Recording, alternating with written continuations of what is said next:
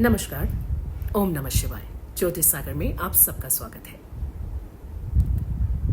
राहु और केतु के बारे में बहुत से वीडियोस आपने देखे होंगे, बहुत सी इंफॉर्मेशन आपने ली होगी और ये भी महसूस किया होगा कि जब भी राहु केतु की बात आती है, चाहे जितनी भी इंफॉर्मेशन मिल जाए, हमें फिर भी और की जिज्ञासा रहती है।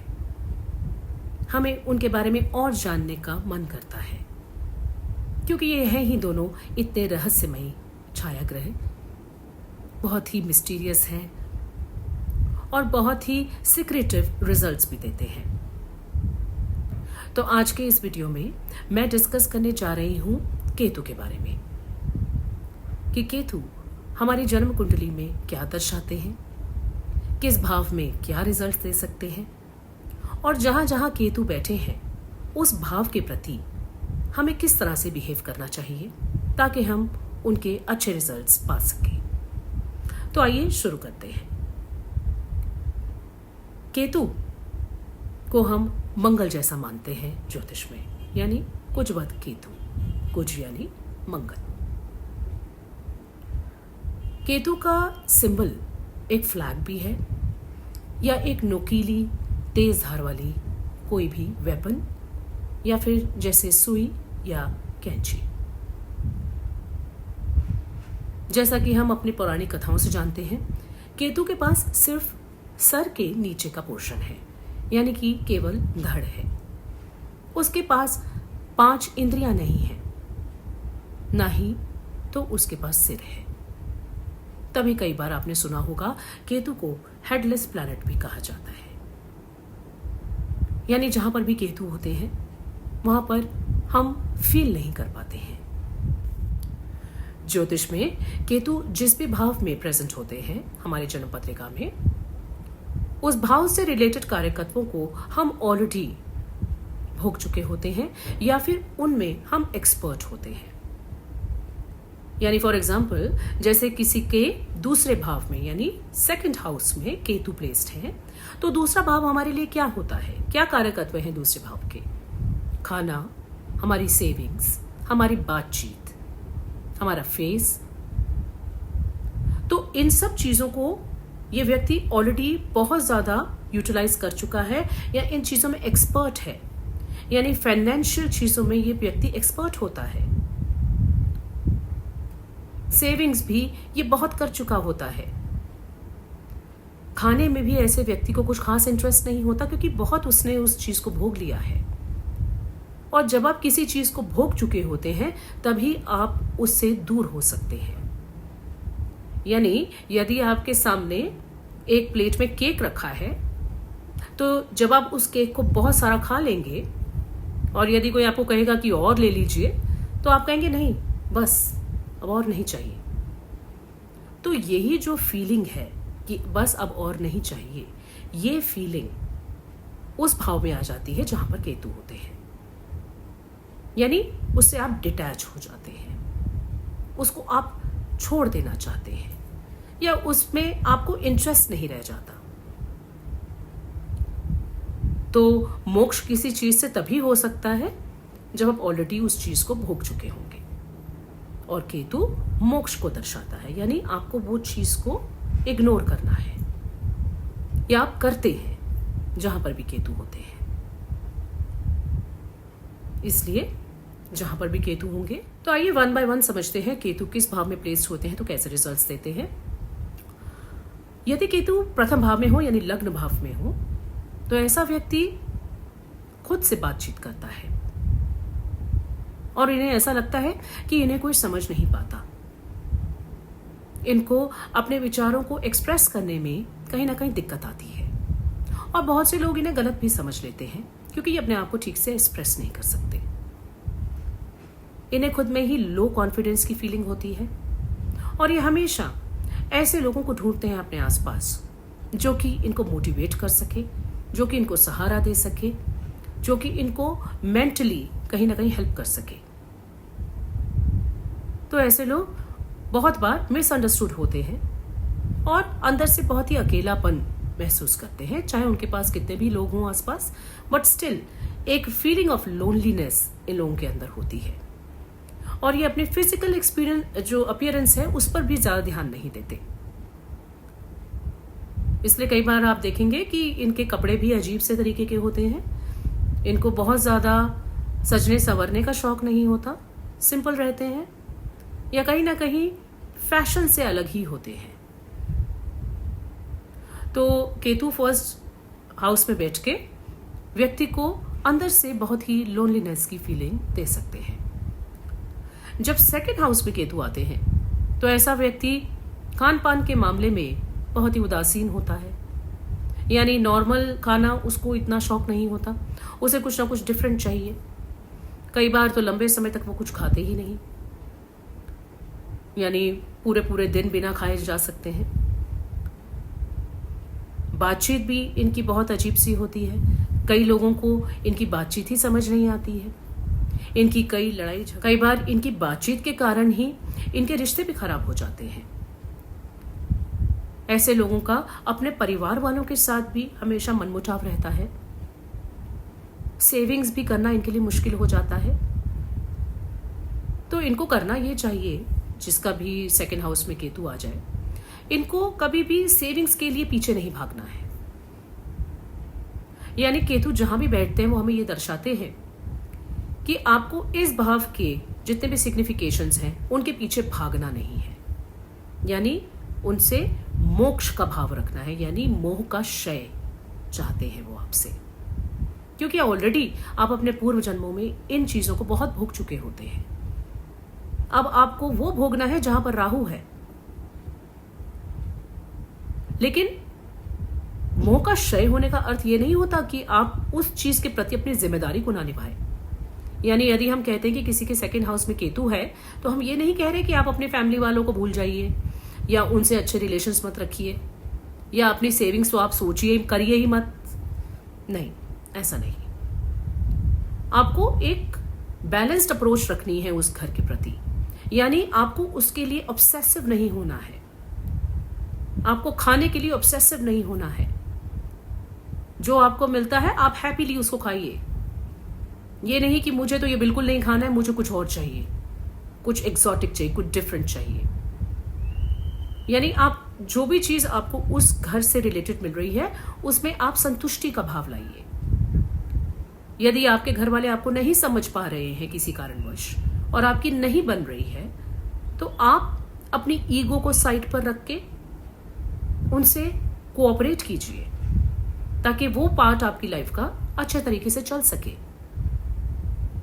इसलिए केतु की इस एनर्जी को समझना बहुत जरूरी है। आपको एक बैलेंस्ड अप्रोच रखनी है, यानी ना तो उसके पीछे पागल हो जाना है और ना ही उसको बिल्कुल ही इग्नोर कर देना है। उस भाव को जहां पर भी केतु बैठे हैं उस भाव को आपको राम भरोसे छोड़ना है। यानी आप ना उसमें कोई अमेंडमेंट्स कर सकते हैं, ना कोई चेंजेस कर सकते हैं, बल्कि यदि आप उस भाव के प्रति बहुत ज्यादा ऑब्सेसिव होते हैं तो उस भाव के कारकत्वों में कमी आती है। तो आइए बात करते हैं थर्ड हाउस में जब केतु हो तो क्या होता है। थर्ड हाउस हमारी कम्युनिकेशन का भाव है, हमारे छोटे भाई बहन का भाव है, हमारे पड़ोसी, हमारे सर्कल, हमारा जो भी सोशल सर्कल है, हमारे पराक्रम का भाव है।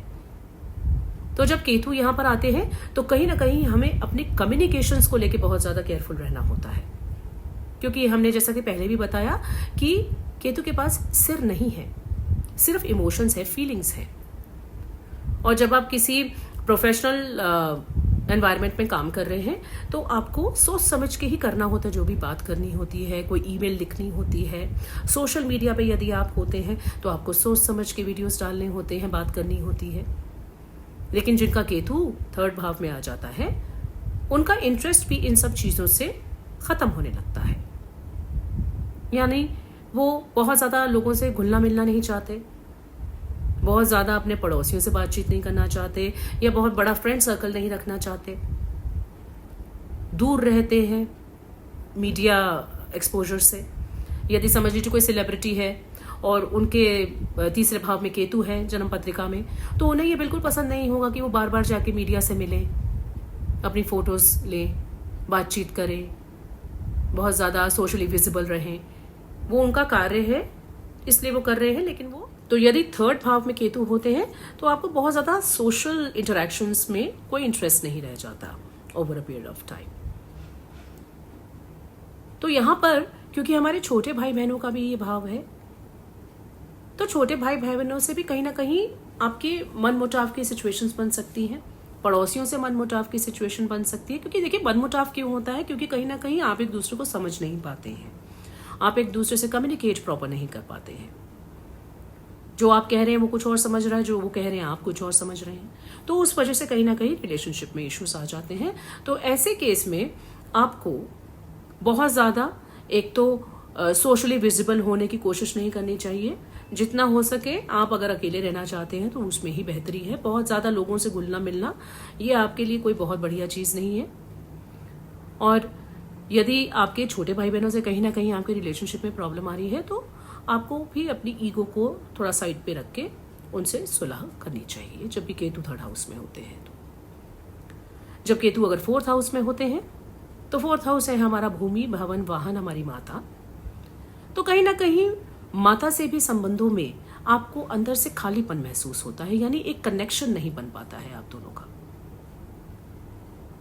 जब आप कोई घर लेते हैं, कोई व्हीकल लेते हैं, उसमें भी कहीं ना कहीं कोई इश्यूज आ सकते हैं। हो सकता है आप एक घर लें और एक तो आप बहुत ही मुश्किल से लेंगे, यदि केतु फोर्थ हाउस में है तो बहुत सोच विचार के बाद, बहुत सालों बाद जाके कोई व्यक्ति घर लेता है। और जब लेता है तो उसमें कहीं ना कहीं कुछ ऐसी इश्यूज आ जाते हैं प्रॉपर्टी में कि आप कहते हैं कि काश मैंने लिया ही ना होता। यानी आपको उस प्रॉपर्टी से डिटैचमेंट होने लगती है, आपको ऐसा फील होने लगता है कि मुझे लेना ही नहीं चाहिए था, मैं क्यों इस मुश्किल में पड़ गया। या यदि आप कोई व्हीकल लेते हैं, गाड़ी, तो जो प्रॉपर्टी है, जो व्हीकल है, उसमें कहीं ना कहीं कुछ इश्यूज आ सकते हैं। तो आपको ध्यान ये रखना है कि आप उस भाव के प्रति ऑब्सेसिव बिहेवियर ना रखें। यानी हो सकता है आपको बहुत सालों बाद आप प्रॉपर्टी ले रहे हैं, बहुत साल हो बीत गए, आप कोशिश करते रहे, लेकिन आप बहुत ज्यादा उसके पीछे भागते रहे, उस चीज के पीछे, तो वो चीज होने में देरी होती जाएगी। यानी कि उस भाव की जो भी कारकत्व है, जैसे चौथे भाव के कारकत्व है भूमि, भवन, वाहन, तो उस चीज को आपको ईश्वर के भरोसे छोड़ना होता है कि जब ईश्वर चाहेंगे हो जाएगा, मैं अपना काम करूंगा, लेकिन जब वो काम होना होगा हो जाएगा। यानी कि आपको उस भाव के प्रति आस्था रखनी है, ईश्वर के प्रति। और जब आप इस तरह का सोच रखेंगे तो काम आराम से हो जाएगा। लेकिन यदि आप उसके पीछे भागते रहे, सोचते रहे उस बारे में, तो वो काम और डिले होता जाएगा। यानी आपको उस चीज से अपने आप को डिटैच करना है, बहुत ऑब्सेसिव नहीं होना। तो अब हम बात करते हैं पंचम भाव में। पंचम भाव में जब केतु है तो पंचम भाव हमारा संतान भाव है, हमारा एजुकेशन का, हमारा टैलेंट्स, हमारे स्टॉक एक्सचेंज, हमारी जितनी भी हॉबीज हैं, तो हमारा प्रेम प्यार का भी भाव है पंचम भाव। तो जब केतु यहाँ पे होते हैं आपकी जन्म पत्रिका में, तो कहीं ना कहीं एक तो लव रिलेशनशिप्स में आपको इश्यूज आते हैं, ब्रेक्स होते हैं, डिससैटिस्फैक्शन रहती है अपने पार्टनर के प्रति, अपने बच्चों से भी आप कहीं ना कहीं दिल से दूरी महसूस करते हैं, और आपको ऐसा लगता है कि आप इतना कुछ करते हैं उनके लिए, लेकिन फिर भी आपको वो रिस्पॉन्स नहीं मिल रहा जो आप चाह रहे हैं। और फिर कुछ टाइम बाद जाके आप उस भाव के प्रति डिस्कनेक्ट हो जाते हैं। आपको ऐसा लगता है कि कोई फायदा नहीं है, इसलिए वो तो कहीं ना कहीं आपके और आपके बच्चों के अंदर जो एक बॉन्डिंग होनी चाहिए, उसमें भी कहीं ना कहीं आपको कमी महसूस होती है। केतु जहां भी आते हैं वो एक ऐसी फीलिंग देते हैं जैसे कि आप एक रेगिस्तान में हैं और आपने पता नहीं कितने घंटों से पानी नहीं पिया है। तो वो जो तड़प का एहसास होता है, वो एहसास आपको उस भाव के कारकत्वों में फील करने को मिलता है। तो यहाँ पर व्यक्ति बहुत ज्यादा टैलेंटेड भी नहीं होता, यानी उसके बहुत सारी एक्स्ट्रा करिकुलर एक्टिविटीज में कोई इंटरेस्ट भी नहीं होता, क्योंकि जहां पर भी केतु आते हैं उस जगह को वो ड्राई आउट कर देते हैं। तो बहुत ज्यादा इनके अंदर हिडन टैलेंट्स भी नहीं होते ऐसे लोगों। इनकी इंट्यूशन पावर बहुत अच्छी होती है, क्योंकि केतु इंट्यूशन पावर को भी डिनोट करते हैं। मंत्र भाव भी है पंचम भाव। तो ऐसी चीजों में जिसमें अध्यात्म है, मंत्र है, ऑकल्ट साइंस है, एस्ट्रोलॉजी है, ऐसे के लिए केतु इस भाव में अच्छा परफॉर्म करते हैं।